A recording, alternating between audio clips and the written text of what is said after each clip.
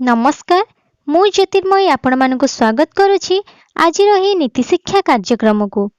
आज भिडियोटी प्रत्येक व्यक्ति तथा प्रत्येक पिलार जीवन पाई अत्यंत उपयोगी अटे।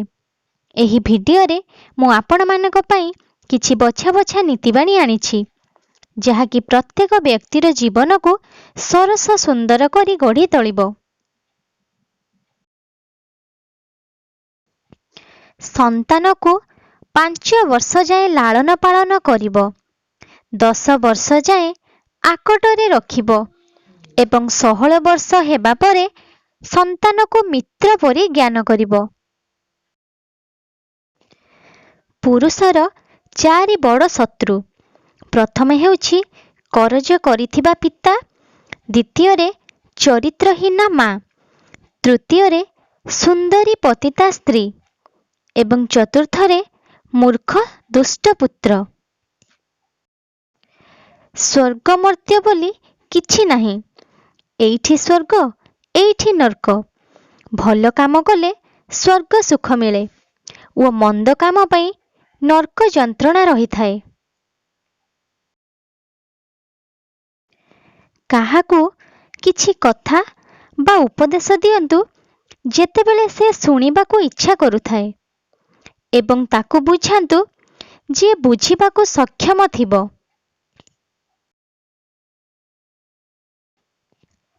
व्यक्ति जेते नीच होइथाउ ना काहेकि जदि ता ठारू किछि शिखिबाकू थाए तेबे शिखंतु बा विद्या ग्रहण करंतु।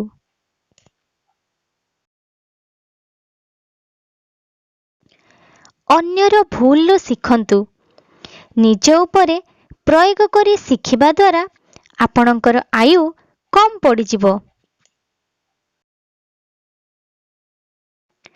उद्योग कले दारिद्र्य रहे नाही, जप कले पाप रहे नाही एवं मौन रहिले कलह हुए नाही।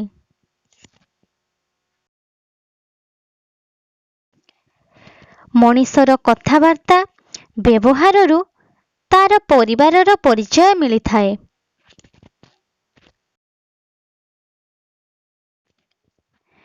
बंधुर बंधुत्वर गभीरता तार सहयोग और तार त्यागरू मिली थाए एवं प्रकृत बंधु को विपद समय रे चिन्हिबो। विज्ञ दूरदर्शी पितामाता निज संतान को उपयुक्त शिक्षा प्रदान करिबा आवश्यक। उत्तम शिक्षा संतान को उचित मार्ग प्रदर्शन करिथाए।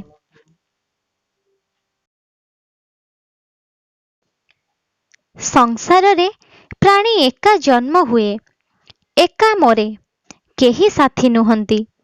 संसार रे सबु किछि क्षणस्थायी।